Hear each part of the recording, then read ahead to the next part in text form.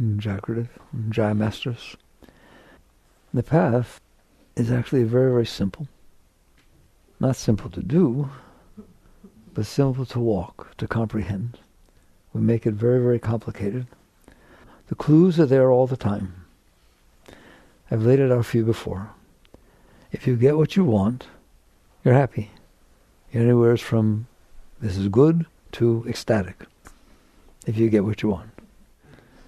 If you don't get what you want, you're disappointed. Anywhere from disappointed to really down. If you get what you don't want, you're not in good shape. Anywhere from disturbed to depressed. Can anybody relate to that? If you don't get what you don't want, you're relieved. Those are your clues. You have to watch. You will notice that that is always true. I call that a truth table. 4 quadrants of a truth table. Getting what you want, not getting what you want, getting what you don't want, not having to get what you don't want. That's your life. That's all. Now what are you going to do about it? Try to get what you want. Seriously. You're going to try and get what you want. What is society going to teach you? Try to get what you want. What are your life coaches going to teach you? How to try to get what you want. That's what you're taught here. How to get what you want. And how to avoid what you don't want. Rage, rant, be powerful, be empowered. Take what you want. Push away what you don't want. Make sure you got it straightened out. That is what you are taught. You don't have to be taught it. School doesn't teach you that. School gives you powers and tools and so on so you can get what you want. Right? They call it success. What is success? Getting what you want. What is not success? Not getting what you want or ending up with what you don't want. You know what you want, don't you? It lets you know, doesn't it? How do I know what I want? You know what you want, okay? Because if you're not getting what you want, your mind never stops talking about it. I want this. How can I get this? How come she got it and I don't get it? Okay? And if you get what you don't want, holy mackerel, you're miserable. Your heart hurts. Somebody leaves you that you want. You can't attract somebody the way you want to. These are deep spiritual truths. I'm telling you, you don't need to know anything else. You need to be conscious and notice that this is the truth. It is the truth. And then you need to look around and say, okay, this is the truth. Well, there's some people who get what they want. I want to be like them. Do you really? Go out to Hollywood. See whether they do drugs. See whether they get married and divorced. See whether they fight with each other. See whether they get sued. See whether... Come. You really want that life, do you? All right? Go be a very powerful person like Hitler and screw everything up for everybody. Or some strong person around today that just sits there and says, I know what I want and I'm powerful enough to get it. I have money. I have power. How you like that? You want to be like that? And you start looking at it and saying, something's wrong. How do I know something's wrong? Because everybody is trying to get what they want and everybody's trying to avoid what they don't want. Well, that's not a problem. Sure it is, because nobody agrees. They don't agree. I'm going to go real slow because I want you to get it. Spirituality is not complicated. This is the foundation. And people say, why are there wars? Come on, John Lennon. Imagine all the people living life at peace, sharing all the world. Well, you imagine it all you want, but it ain't going to happen. Well, this is going on. Because imagine all the people trying to get what they want. Go look at it. It's everywhere. Everywhere. I'm asking again. Imagine all the people, 8.5 billion of you, trying to get what they want and avoid what they don't want. All right, well, if everybody agreed, it wouldn't be so bad. We don't agree. Okay, so now we're going to go a step deeper. That's the starting point. But Buddhists say work at the root. That's not the root. Those are the flowers. Those are the leaves that are way out here. That's kind of like how you are by default. How you like that? By default, you're that way, because if you don't do it, you suffer. If you don't get what you want, you're not happy. If you get what you want, you are. So, of course, I want to be happy. And, of course, I don't want to suffer. Anybody want to suffer instead of being happy? Nobody. Nobody. Not Putin, not anybody. No matter what you look at. So, no matter how bad it looks, they're trying to get what they want and avoid what they don't want. All right, so let's get down to it. Why do you want what you want? Why do you get happy when you get what you want? How do you know what you want? How did you decide what you want? Guess what? You didn't. I don't care how free and liberated you think you are. You did not decide what you want, and you did not decide what you don't want. What did? Your past. Your wants and not wants are the sum of your learned experiences. That's what Skinner said. But he said, you are the sum of your learned experiences. No. Your psyche is the sum of your learned experiences. You're the one in there that notices. That notices that if you get what you want, you get happy. You don't get what you want, you get upset. All right. So how did you decide what you want and you don't want? You had experiences. It's not so complicated. Freud got it right. Mommy did this. Daddy did this. Your first boyfriend did this in 5th grade, and then this one did this, and your ex-husband did that, and your ex-wife did that. And I'm telling you right now, if you date somebody who has characteristics at all that look like your ex, you don't like that person. If their name is the name of your ex, I've had enough Sams for the rest of my life. I don't need to deal with this stuff, all right? You are that way, yes or no? Yes. Go to Hawaii. Go to Hawaii. People love going on their vacations to Hawaii. It's a phenomenal place to go, unless you happen to go when the volcano's going off and your hotel is at the base of the mountain. I guarantee you, you will never go back to Hawaii. And it doesn't need to be a volcano. Just have it rain the whole time. Have there be a roach in the hotel room. You will never go back to Hawaii. You'll never go back to the hotel room. Your likes and dislikes are the sum of your learned experiences. So we accepted the first part about the truth table. So you get what you want, you're okay, you don't, etc. Right? That was pretty solid. I don't see anybody resisting. Do Catholics agree? Yes. Do Jews agree? Yes. Do Muslims agree? Absolutely. It doesn't matter what it is that you want. If you get it, you're happy. If a drug addict gets their drug, they're happy for a while. And if they don't get their drug, they're really unhappy. And not just a drug addict, a cigarette smoker, a drinker. Isn't it all the same? So that's the foundation that's going on out here. What caused that? What caused that was your past experiences. You've had past experiences. Go to work and have a good day. How are you when you come home? Loving, open, let's go do something. Go to work and have a really bad day. How are you? Give me a drink. You're programmed by the experiences that happen. The experiences of today are shallow programming. The longer term ones that you were not able to handle in the past are still in there. People said things that were nice. People did things, this happened, that happened. That's Freud. He figured that out. That things happen in your past that you were not okay with, and therefore you are not okay letting them happen. But they did happen. I get very confused. You understand? I'm a very logical person. They did happen. How do you know? Because they're bothering you. If they didn't happen, they wouldn't be bothering you. They obviously happen. But it's not okay that they happen. Yes, it is. Why? Because they happened. There, that's a rational, healthy person. They really did happen. That's your starting place. But that's not your starting place.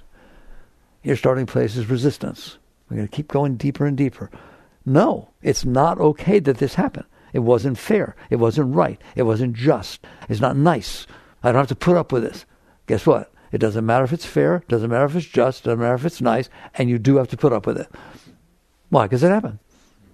I'm telling you, it's binary. Either it happened or it didn't happen. If it didn't happen, don't worry about it.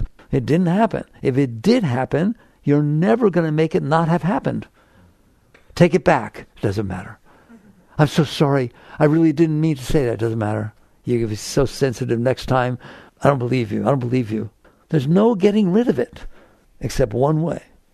I accept that this happened. It's part of reality. It came into me and it made it through. Now I can deal with it. But first, I accept it and it made it through. That's the only way that a healthy person stays healthy. Why? The alternative is so clear, it's unbelievable. The alternative is, it happened outside. It did. It came in through my senses, and it entered my consciousness. It entered my mind. What did I do? I said, no. No. No. I can't handle this. Remember, it already happened. So you can't make it not have happened. But what you can do is not experience it fully. Everything is energy. Everything is energy. Einstein said so about the physical plane. It's also true of all the planes. It's just energy. The energy of the event came into you. Did the event come into you? No. No, it's outside. It didn't come into you. It's made of atoms. No event ever came into you. It came in through your senses, got turned into nerve impulses that got passed back to the brain, and the consciousness stares at the brain, just like you stare at your computer screen. Is that what's happening on your computer screen, the ball game you're watching or the song, whatever it is? Is it actually coming into you? No, you're looking at it. Your consciousness is experiencing but the actual physical stuff's not coming into you. If there's a ball game going on in San Francisco and it's playing on your TV screen, is the ball game coming into your room? No. The ball game's out there. What's happening is a camera and microphones are picking up the vibrations. They're turning them into signals. They're sending them to satellites wherever, and they're coming down and they're coming, they're rendering on your screen. That's what's happening inside of you. It's out there. It stays out there. It does not come inside. It does not come inside. What comes inside? The experience of it coming in through your senses. So it comes in. Now it's in there. How are you doing with it when it's in there? What do you mean? Are you? Oh, I forgot to ask you. Are you in there? Anybody in there? Hello? Anybody home? Okay, you're home. What does it mean? I'm a conscious being. I'm aware. That harmonium doesn't know that I'm here. The Kleenex doesn't know I'm here, but I know it's there. I'm a conscious being. I have awareness, and it's inside. So the experience comes in, and it is for you to experience. Well, what if I'm not experiencing? It's not a problem. When you go to sleep, who knows what's going on in your house or anything like that? You're sleeping, it's not a problem. When you wake up, it may be a problem. But when you're not there, it's not a problem. Your consciousness is elsewhere. It's in your dreams. So because this experience is coming in and you are conscious of it, you have a choice. Believe it or not, you have a choice. Experience it or resist it. I'm telling you, I'm a computer guy. It's all binary. You either are experiencing what came in, it's there, but I don't have to experience it. Psychology has all kinds of names. I can suppress it. I can repress it. I can deny it completely. There's something in the Bible that says you have free will. You do have free will.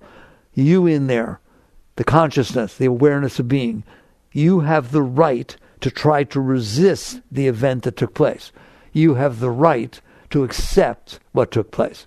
You are the end user. Aren't you the end user? You're the final recipient of whatever came in through the senses and passes it back in there. If you accept it, guess what happens? It becomes an event. Now here, I'm telling you, I like telling you this, by the way, that every single one of you are 99.9% enlightened. If enlightenment means the ability to let everything pass through and experience the wholeness of life passing through you, 99.9% of everything you've ever experienced, you did that with. The trees that you drive by, how many were there? Oh, thousands and thousands. The white lines on the road, the people that you don't know, the cars that drive by in LA on the expressway, they're all coming in and going through, aren't they? You are experiencing them, aren't you? They're there. They say under, I don't know if it's true, but they say under deep hypnosis, you literally can talk about the white lines you drove by. They all came in and you stored them, but you stored them as memory, like a computer memory. The computer can bring back anything, but it does it when you ask it to. Okay, now we're going to make that distinction here. So the world comes in and you have free will. And the vast majority of it, you're fine with. You don't touch it. Therefore, it passes through. But some of it doesn't. You're at a party or a restaurant. And everybody's talking. They're all saying something. You do hear it. But there's somebody next to you saying, I want to talk to you honestly tonight. Oh, that one you hear, don't you? That didn't just go right through, did it? But the majority of every single thing comes into your senses, passes right through. Do you see what I'm saying? Okay? All right. So what is the difference between the one that didn't? You! They're all just sounds. I want to try to explain this to you. I make you think like this, right? Do you understand that a cow can make certain sounds? They go, "Rrr." They make various sounds, okay? But there's only so many sounds they can make, all right? You guys can make a phenomenal amount of sounds. Oh my God, it goes all over the place. And some of your sounds are like this. That's a sound that my vocal cords are making. Wow. And you care what sound comes out of somebody's mouth? I love you. I hate you. Same. They're noises. They're just noises that came out of somebody's mouth. Wow, I don't understand. I always tell you, what if there's a button? And from now on, when you push that button and somebody's saying something you don't like, they start saying it in a language you don't speak. It's fine then, isn't it? Okay. In other words, it's you doing this. It's not what's happening. It's the fact that you're in there and there's stuff that comes in that you don't want to happen. I don't want to hear that. I don't want to see that. I don't want this to have happened. But I told you, it did happen. This is the magic moment. By the way, this is the fall from the garden. It was called, you ate of the tree of self-knowledge. Self-knowledge means I am separate from the rest of the universe, and I get to decide what I want and what I don't want. It's the beginning of preference, the beginning of standing in there saying, I don't care if it happened, I don't want it to have happened. Okay, well then you're in trouble. You're in trouble. For how long? For the rest of your life. Go ask Freud.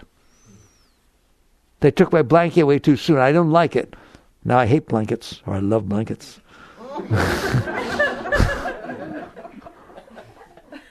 It's unbelievable. It's so simple. Catch on to what's going on. You are in there. You have free will. The events that happen in front of you, I'm sorry, you're not in charge. You can make minor things, but don't sit there and say, why does it rain on my birthday? The rain doesn't know it's your birthday, and it's not raining because it's your birthday. But you say that, and you mean it, and you get upset. I can't get anything the way I want. One day I set up for my wedding to be outside and hadn't rained for weeks and didn't rain afterwards. God doesn't like me. What are you doing? You want to find out why it rained? Go study meteorology. You want to find out why he said I don't like you? Go talk to his parents. Go see what his upbringing was. Find out everyone he dated. Find out everyone dumped him. It has nothing to do with you. It has nothing to do with you. You're just a moment in somebody's life and they're dumping on you. Dumping what? Their entire history of everything that ever happened to them. So you don't have control over the events that are unfolding. You have some, so minuscule it's ridiculous, but we'll talk about that later. Things are unfolding because of the forces that made them unfold. And those are infinite and they're amazing. I explained it to you in the new book. If your great-great-great-grandmother did not meet your great-great-great-grandfather, you're not here. And that goes for every event that ever happened in the universe. The moment in front of you is the sum total of all the things that ever happened before. If there wasn't a Big Bang, let's not talk about it. You don't talk about why was there a Big Bang, what does that mean? Just understand if there wasn't this thing called the Big Bang, which we've traced it back to, none of you are here. Nothing's here, nothing. And everything that happened subsequent to that, all the events that coagulated together and merged together, and everything that ever thought and did and everything results in the moment that's in front of you. If you're driving your car and you get in an accident because your brakes didn't work, why didn't the brakes work? Well, it was made over in Germany, and the person had a fight with his wife the night before, so he drank more than he should have, and he was supposed to turn that one screw on your brake pads, and we didn't get torqued properly. There. 5 years later, there you are. So the world unfolding in front of you is a phenomenal thing, but you can't handle it.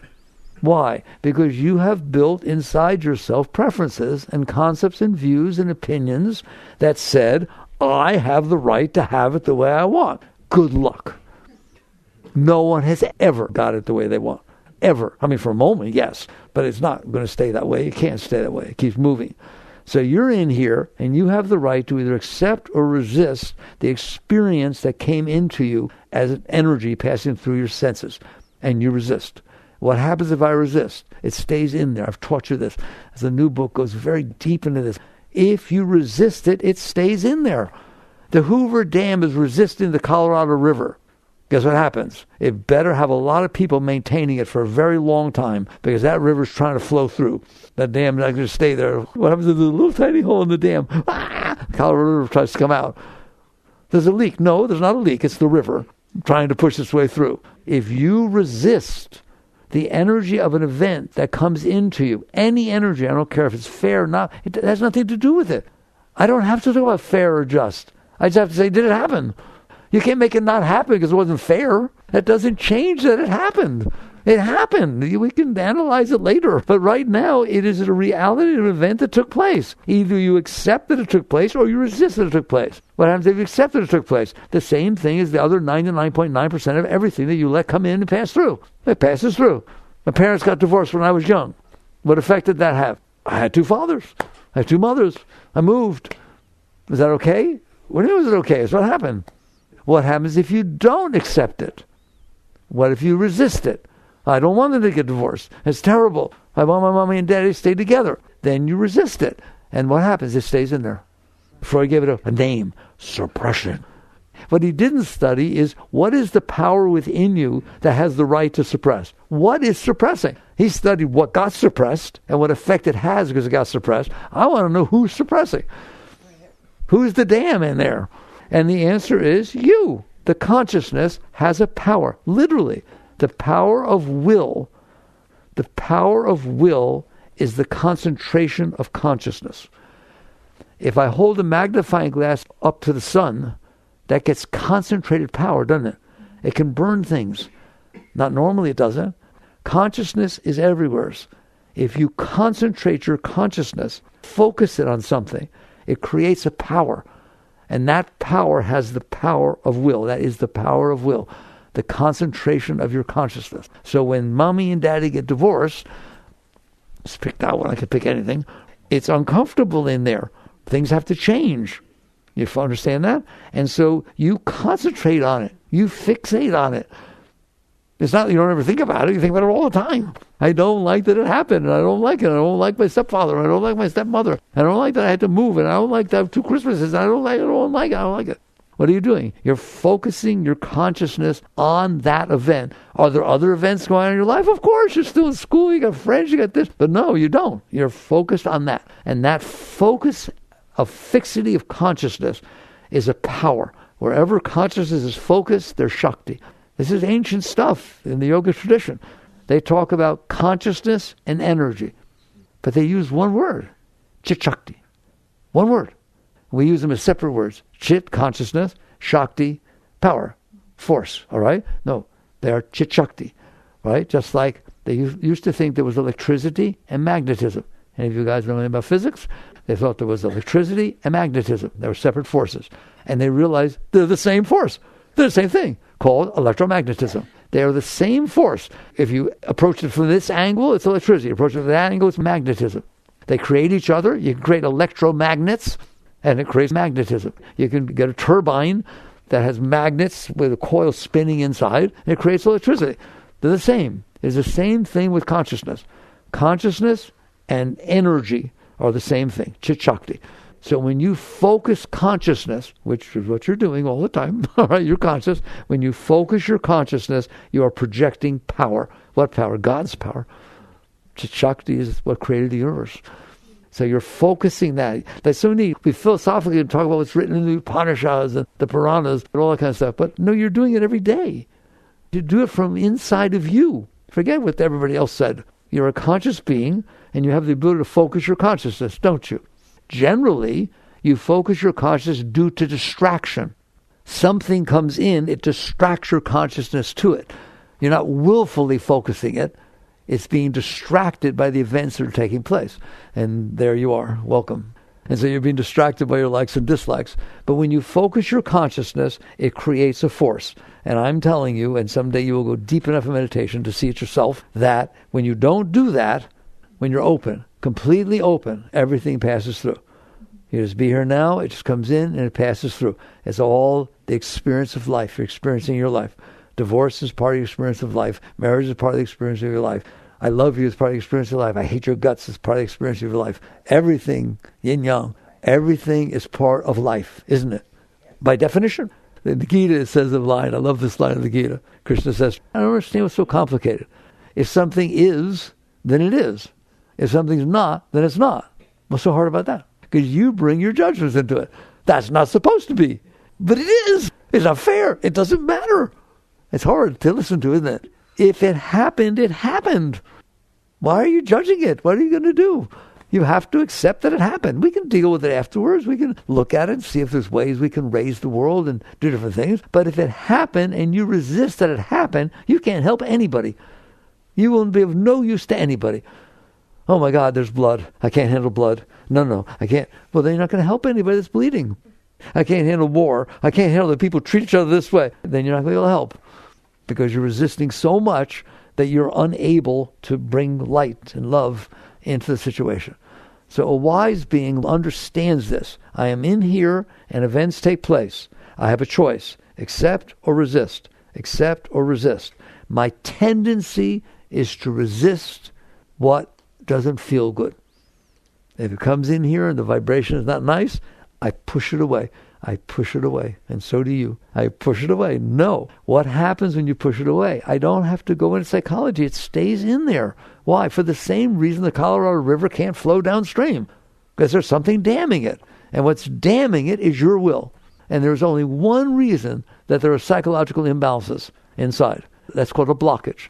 Ever heard of the word blockage? You're blocked psychologically or something, right? How did you get blocked? You did it. There's nobody else in there. There's nobody else in there. I tell you, it's a single occupancy apartment. You're the only one in there. Should I feel guilty that I blocked something? No. Guilt's just another problem. It's just another weird thing to do inside. There's just acceptance or resistance. And we know resistance very, very well. When do we resist? When it's not comfortable. Is it true that things cannot be comfortable?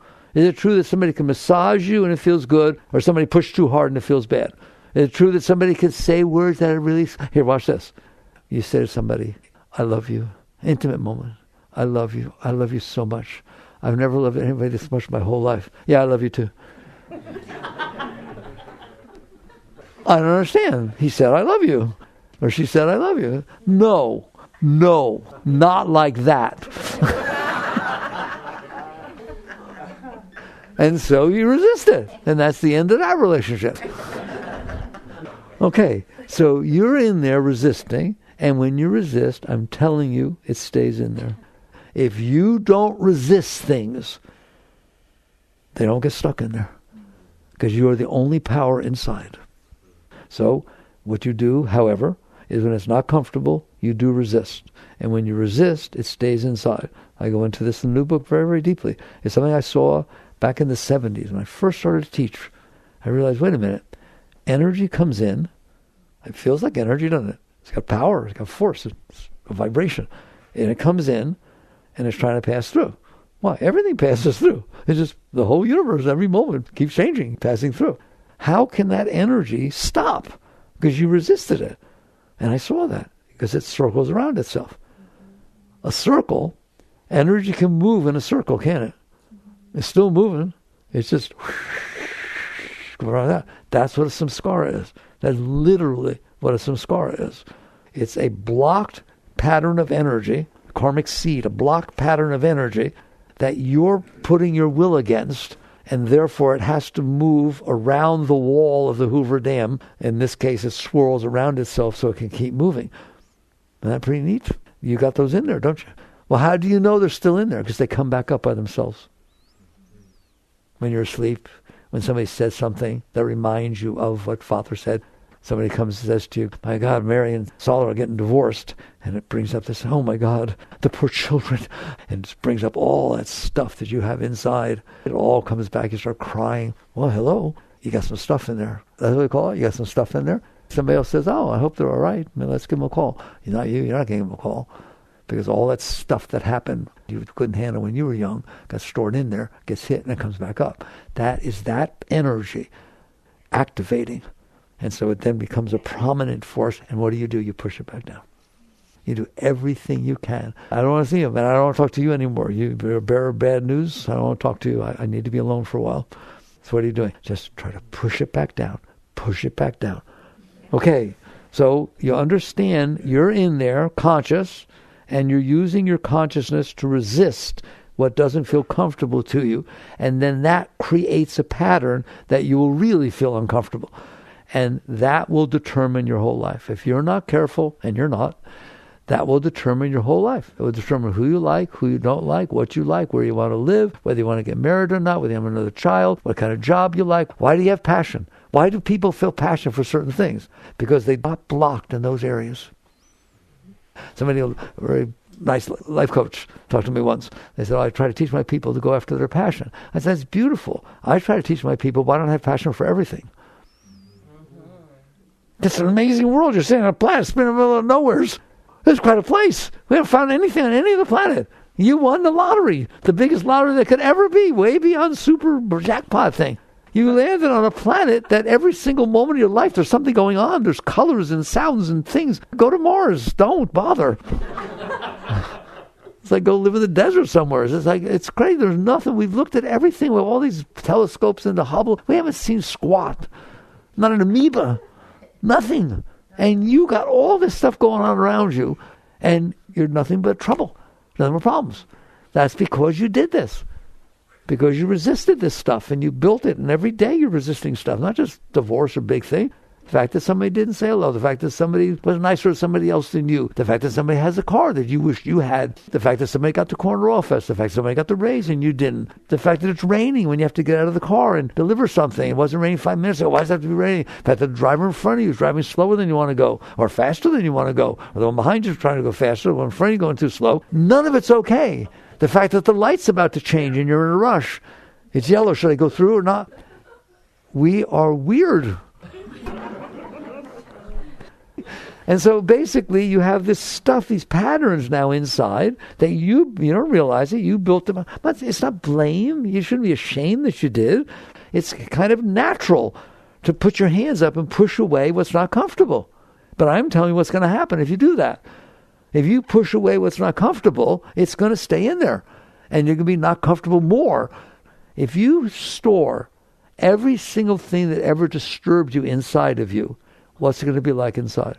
Disturbed. And you have stored every single thing that ever disturbed you inside of you. Want proof? Go to 20th year high school reunion. Every one of those people that you see is going to bring up something from the past. I remember when she did that. Oh, she was my best friend. You start hanging out together with the ones you were friends with. They're not the way they were in high school, but it doesn't matter. It's coming back up in you. Wake up to what's happening. Otherwise, it's going to run your life. This is what it means to have karma run your life. It's not a punishment. It means you stored stuff inside of you, and they get activated when things hit them, and you either feel good or feel bad, and then you act accordingly. So you're letting your past run your life. In fact, not just your past, you're letting the part of the past that you couldn't handle run your life. Well, what if it was positive? You can't handle that either. Oh my God, I fell in love with her. I love her so much, it's unbelievable. But she has to go to Europe. How will I see her? Oh my God, this is terrible. No, love is wonderful. No, not if it's not the way I want. I feel so dependent upon this person. He's so good to me and it's so wonderful. What if he dies? What if he's not here? What if he runs off with somebody else? Oh my God, I better get a backup plan. I better get somebody on the side that's just some kind of backup. Cover myself. Laugh all you want, guys. We are weird. And that's why. Are you weird? Okay. Anybody worry about things that haven't happened yet? Okay. All based on what happened before. You project them out. All right? So inside, we're scared to death. You're scared that things won't be the way you want. You're scared that things will happen that you don't want. Are you scared that you won't get what you want? You're scared that you have a bucket list and it won't happen, or that you have plans in life. Well, what if they don't happen? Okay, that's it. I'm telling you, both the positive and the negative drive you crazy. Is it true that if you ponder on and think about that something you don't want might happen, does it bother you? Is it true that if you ponder about something that you want to happen, that it might not happen, does it bother you? Well, my God, you just covered all quadrants of the truth table. No wonder you're bothered. We're bothered. And it's because we stored this stuff inside. And now it gets stimulated, and we're like robots. We just run after that. We run after all these scars that we built inside. All right. How to be okay? Now that we've painted the picture, is there a way out? Yes. Yes, there's a way out. I told you, spirituality is very simple. Not simple to do, but simple to understand. You don't need all these weird teachings and all this stuff. If the problem is that I stored this stuff inside of me, then the solution is to not store the stuff inside of me. 1 equals 1. It's not complicated. I'm telling you right now, if you didn't have that stuff stored inside of you, you'd be enlightened. Why? We've talked about the negativity that happens because you store things you don't like inside. What we haven't talked about is the real effect that has. Remember I said the Hoover Dam, now you have to maintain it and everything has to be right? But that's not the real problem. The real problem is a river there that used to flow somewhere. And, it was natural that it flowed there. Okay? I'm not saying it's terrible they built the dam, but there's a price. The price of you storing that stuff inside of you is you have a river flowing inside of you. That's to call it, you're going to call it a river of joy, a river of ecstasy. You do. You do. You do. I assure you. Why is it not flowing? Because you're blocking it. Those things you hold in there block your natural Shakti flow. They block the natural flow of spirit. Call it whatever you want, whatever name you want to give it. How do you know? Start getting rid of it and see what happens. You will start feeling joy. Why? No reason. That's the nicest joy there could possibly be. And if you're happy for no reason, you're the happiest person that could ever live. There's just joy. There's ecstasy. Because that is what you're made of. That is your natural state. You don't have to do anything to get it. You just have to stop damming everything up so that it won't flow. So when I say if you were to let go of all these blockages to be enlightened, letting go of the blockages in and of itself is not enlightenment. When the energy is flowing up so strong, let's go there for a second. I'm telling you, every one of you have torrents of overwhelming joy and love pouring inside of you, so strong that they will sweep your consciousness away and you will cease to have an ego. You will cease to pay attention to this stupid thing that you keep staring at called me. I, me, mine. It's so beautiful that it washes you up. And the great ones, the really great ones, got washed away enough, not to where they're saying, oh, I feel Shakti, or, oh, I've reached a high state. No. There's no I in there anymore. Why? Because the consciousness can't focus on the mind and on the heart. You can if you want to, when you need to, but you can let go. And all of a sudden that Shakti flows up enough to where your sense of consciousness, which now is staring on your individual mind and individual thoughts and individual emotions, that's where your consciousness is stuck, gets washed away and falls into the ocean of consciousness. Meher Baba says, my consciousness was a drop, like a drop of water, staring at me. It got washed away. Take a drop of water and drop it into the ocean and find me that drop. Never. It's called merger. The word yoga in Sanskrit means union. That's what it's talking about. Your consciousness stops staring at something that keeps it separate, and therefore it merges back into the consciousness, which is God. You're a very, very great being, beyond your comprehension. You're not great because you did something good, you helped somebody, or you built something, you invented something. No, that doesn't make you good. It just makes you a little tiny little thing on the tiny little planet. Come on, give me a break. 1.3 million Earths fit inside the sun. And you did something on the planet Earth? There are 300 billion stars in your galaxy. That's 300 billion suns. And 1.3 million Earths fit inside one of those stars. Can we keep talking about this now? Right? I have to finish. And there are 2 trillion galaxies, all of which have hundreds of billions of stars. What did you do? What went wrong today? Do you see how little you've made yourself? You have a relationship with those galaxies. Your consciousness, I don't want to say it because you don't understand. Your consciousness is the force that created every one of those galaxies. When Yogananda had to read autobiography, when he fell into my first experience in cosmic consciousness, a chapter in that book, he felt his body was all the galaxies. He was speeding at the speed of light out to the edge of the universe in every direction at once. Why? Because that's who you are. I met somebody, I had the honor, I've met some great beings, but this is just a regular person, all right, who had that experience. His name was Edgar Mitchell. He was an astronaut. He went to the moon. He's the one who founded IONS, Institute of Noetic Sciences. He's an engineer. He went out there and he was in the capsule, and he told me that when he was coming back, he was alone in a capsule, being pulled behind, whatever it was, and he had a window that he could look out, and he emerged. He had a transcendental experience where he felt he was one with the whole universe, period. And he came back and devoted his life to figure out how that happened. What is the relation between consciousness and form that if they can merge? And he founded Institute of Noetic Sciences, IONS. Maybe you've heard about that. And they try to study how all this took place. But isn't that neat? An astronaut, MIT graduated astronaut, right? Those are serious, intelligent people, right? But he had the experience. And what did Christ say? As I sit by the throne of my Father, that's not a seat, it's a seat of consciousness. As I sit by the throne of my Father, so you shall sit by my throne. And these things that I do should do these and even greater things. There's a part in James where, just amazing, I forget the part, but where he starts talking about, may they know oneness in thee as I've known oneness. We are all one in each other. May the magic of oneness. Oneness was used like 15 times in the paragraph. That's what all your great ones have taught you. You are not a human being. You're staring at one. You are not a TV screen. You're staring at one. You are not a vase. You're staring at one. You are not your body. You're looking at it.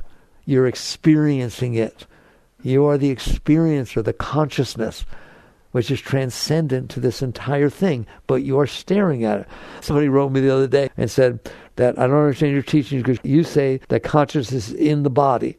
No, I never say consciousness is in the body. I say consciousness is staring at the body. A light is not in the object it's shining on. It's illuminating the object, but the light is completely independent of the object it's shining on, isn't it? Your consciousness is completely independent of what it's looking at. If you look at this Kleenex, do you become the Kleenex? No, you're the consciousness looking at it. Well, you're also looking at your body. So your consciousness is a very, very, very great thing. Well, why don't I experience that? Because you built these blockages to the flow of your energy flow, and you're staring at the blockages. You're staring at your mind with its preferences and hopes and dreams and concepts and views and opinions. So basically, you come to the point where you understand the spiritual path, including enlightenment, is very simple. I'm blocked. How did you get blocked? I blocked myself. If I'm not blocked, what happens? There's a free flow of Shakti, beautiful flow of energy that starts to pour inside of me. And eventually it gets so strong that I have trouble staying out of it. It keeps pulling me back into it. It's pulling me back into it. And if you let go, and very few have ever let go, but the ones who did all came back and said the same thing. Didn't matter what religion they were, didn't matter what tradition they were. What did they say? My Father and I are one. Somebody said that, didn't they? My Father and I are one. In other words, this separate consciousness is really part of the entire consciousness of the whole universe. Okay? That's who you are. And you're piddling around like a beggar, trying to get someone to love you. You want love? Wave your hand across your heart when you're open. It will pour love, will pour out of your being for as long as you want it to. Open up. Open. You're closed. I'm closed. I'm closed. No one loves me. I know they don't love me. They never really did. I always got hurt. I don't even know why anybody would love me. I've done so many wrong things. Okay, now let's go out there and find someone who makes you feel love.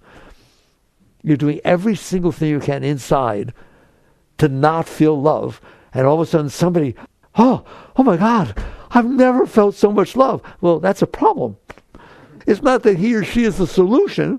That's a problem that you never felt love like that before. All that happened was that this person came into your life and they hit your samskaras just right to where you opened. And when you opened, whoa, the flow of energy came pouring up inside of you and went out toward that person. And you say that's love. That is not love. That's a momentary state of becoming unblocked because the person looked a certain way, acted a certain way. Have them treat you differently the second time you see them. See how much love you feel. Have someone come and tell you when you're madly in love with this person on the third date, oh, slow down. You better talk to Sally and see what he did to her. How you feeling next time you see the person? Filled with love? Not a chance in the world. You're the sum of your learned experiences, and her telling you that was a learned experience. For just one more learned experience. And the next day she says, oh, he didn't realize it was April 1st. I was just kidding. Now, how do you feel? Oh, I'm so sorry. This is crazy. Do you understand that? And you think it's rational. No, it's not rational. You're closed, and certain things tend to open you because they hit your stuff just right, and they leave some room. Have you noticed when you're open, you feel better? Have you noticed when you're closed, you don't? Well, then stop closing. I can't. Yes, you can. You built these blockages. You got this stuff in there. Get it out. That's your spiritual path. That's what's causing the problem, and that's the solution. And so you learn to be open. How? Don't even begin to touch the big stuff. Don't even try. Don't even look at it. Why? Because you can't. You don't stand a chance. You don't even stand a chance. All you can do is push it back down or get weird or get depressed or go into all kinds. Leave it alone. You know, you got to deal with it. It's in there. It'll come up sometimes. Just when it comes up, what do I do? If my heart starts beating real fast, when I think about something, understand those are your blockages getting hit. Those are your blockages getting hit. I'm serious. That is the energy getting disturbed because it's hitting the blockages, and that's how it's expressing itself as a disturbance in your mind, disturbance in your heart. Don't blame it on anybody else. It's you. But you're not ready to get rid of it yet. How do I get rid of it? Same way you learn to play the piano. How do I learn to play the piano? Start with the scales. Don't start with Beethoven or Mozart, please. Just start with the scales. You want to learn to play the piano? Start with the scales. You want to learn how to not store stuff inside of you? Take your everyday experiences, the tiny little ones, The driver in front of you is not driving what you want. They didn't use their blinker. The light changed when you didn't want it to. You have to get stopped by a train, and you're on a rush. Or the weather's not what you want it to be. It's too hot, it's too cold. Or it's humid, my hair got all frizzy. Just things that the only reason they bother you is because you said they do. Some people frizz their hair, they like it. You decided you didn't like it. So therefore you don't like the humidity. Therefore you don't like the weather. Therefore you don't like Florida. Therefore I'm going to move to Arizona. But there's rattlesnakes. I don't like rattlesnakes. Oh my God, no wonder you're neurotic. So what do? You start with that stuff. I call it the low-hanging fruit. The stuff that happens in your life that the only reason it's disturbing you is because you said they do. It's not actually, nobody's hitting you. There's nothing happening. You didn't get thrown out of your job. The house didn't catch fire. Your parents didn't get divorced. You didn't get divorced. Those are big things. So don't worry about that right now. Start with your scales. Can you handle the fact that the driver in front of you did not put their blinker on before they turned? Or do you have to get upset about it? Can you handle the fact that this happened, that the rain happened? There's these things that happen. And they're bothering you because you said they do. How do you know it's low-hanging fruit? If you stop saying it bothers me, there's nothing for you to do about it. You have to go talk to anybody. She took 1/8 of an inch further than I thought the hair was going to be cut. Fine. There, it's over. You have to sue her. You have to glue it back on. You have to get a wig. You have to do anything. You have to tell everybody, I didn't really want it to be cut this short. Because you know why? Because you're embarrassed. You just sit there and say, good, fine, it'll grow. It's over. It's over then. I'm begging you. Will you learn to do that? If you will learn to work with that stuff, the simple stuff, next thing you'll know is the thing that was a little bit bigger starts to look simple. All of a sudden you can play twinkle, twinkle instead of just the scales. Why? Because you got better at it. You got better at letting go. That's what I call it, letting go. You got better at not resisting these things that are just so stupid that you're resisting, that you're bothering yourself about. Wait till you see. People around me all the time. I had no idea I was doing that. You're doing it all the time. Well, while you're doing that with little stuff, don't you even dare try to handle the big stuff. Not a chance in the world. Learn to handle the little stuff. How? I don't care. Do a mantra. Breathe. Meditate. Use affirmation. I love it. I love people that don't use their blinkers. Oh my God. Somebody's driving slow, really slow, and you're rushing. They can't pass. They're 10 miles below the speed limit. Come on, drive a 15. Hey, I've set 20. All right, Guinness. He's going 20 to 55. Come on, baby. Have fun. You're the person that's making it not be fun. Have fun. And if you do that, guess what? Something a little bigger is going to happen. And you have trained yourself to let go. You trained yourself to say, I ain't coming down over that. Hey, Sally, how you doing? She keeps walking. What did I do? Why is Sally not talking to me? Is she cold-shouldered? What are you doing? You don't know why she didn't say hello. Good, fine. You don't know. You don't know a lot of things, by the way. There's a lot of things you don't know that go on every moment all over the earth and the universe. I don't think about them. Fine. If there's a problem with Sally, we'll find out. If she'll come say something, eventually it'll show up. Don't worry. Let it go. You start at the simple stuff and you work with yourself and make it fun. It's a video game. And you just keep letting go. You keep letting go. You become a letting go machine. Well, what happens then if something bigger happens? You understand what's happening. The block was bigger than this little thing, and I'm having trouble with it. That's fine. It'll pass. If you sit there and give it some space, sit there and say, it's okay. Yep, I hadn't thought about mommy and daddy getting divorced for 20 years. And because this brought it up, I see it. What does that mean? It should inspire you. I've been carrying this thing inside of me for 20 years. Mommy and daddy are dead. And now it's not true that it wasn't there before you said something. It was obviously there. And it was blocking my energy. It's all blocking your energy flow. You want to grow spiritually? Let go of the blockages. Don't go to a forceful spiritual practice. I got to do this and go off here for 3 weeks and do something. Okay, you can do it if you want. It's fine. What really works is you willfully being conscious and letting go. Because then you learn to do it. Not you had some experience that distracted you from it or made you feel good for a minute. Because you're coming right back. Because you didn't learn to build the natural releasing. I need you to sit there and say, this is stupid. If there's beauty inside of me and I'm not feeling it because I blocked myself, the answer is not to find some way to feel it anyways. The answer is let go to blockages. You'll feel it all the time. I guarantee you'll feel it all the time. What about chakras? They open by themselves. No, you have to know their colors and their sounds and their gods and goddesses, and you have to worship them. I don't know anything about any of that. All I know is the Shakti wants to push your stuff out of the way. She wants to push your stuff out of the way. She's always trying to push up. That's what Christ meant when he said, I stand at the door and knock. Whoever will open, I will come in. That's what he meant. He is a spirit, the Shakti, that power is always pushing up. Trouble is, you're in the way, and therefore it pushes your stuff up.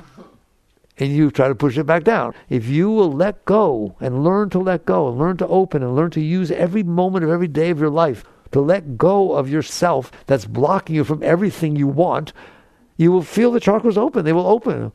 You're a very great being. You've been told that, haven't you? You're a being of light. You're a being of love. You are. But you stored all this stuff inside that's blocking it.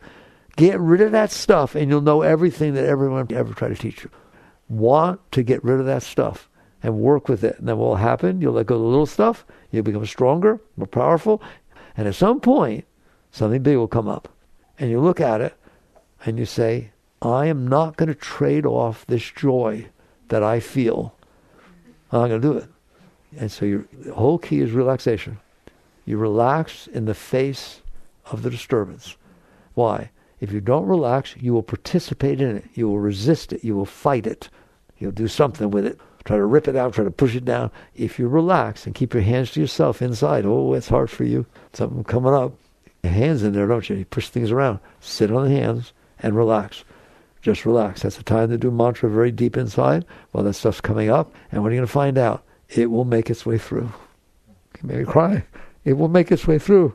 It's not comfortable to sit in that hot seat. That's called the fire of yoga. That's the real fire of purification. It will purify your heart. It will purify your mind, because the only reason it's impure is other stuff in the way. Shakti will push that up. She will do it all by herself, and you'll go through some really deep things until eventually you go through the white hot fires and you sit through them, and then it will never close again. There's this constant upward flow of Shakti pouring through you all the time, all the time. There's no depression, there's no fear, there's no anything. There's just this tremendous flow of Shakti. And if there is something that comes up, she washes it away. That's who you are. Muktananda used to hit a mic at this point. He didn't speak English very little. But he said, don't be a beggar. You're not a beggar. You're the king, you're the queen of the whole universe. You're not even begging if someone will like you. Then something will happen that makes you feel better. You see what that means? I hope this helps you. I started off by telling you the spiritual path is very simple, isn't it? Stop storing stuff inside of you that blocks you, and then trying to figure out something outside that will make you feel better. And be willing to go through the process of purification. Just like people go through withdrawal that are hooked on heroin. It's not nice, but they do it, don't they? They get their life back. Go through that withdrawal of yourself. Jai Gurudev.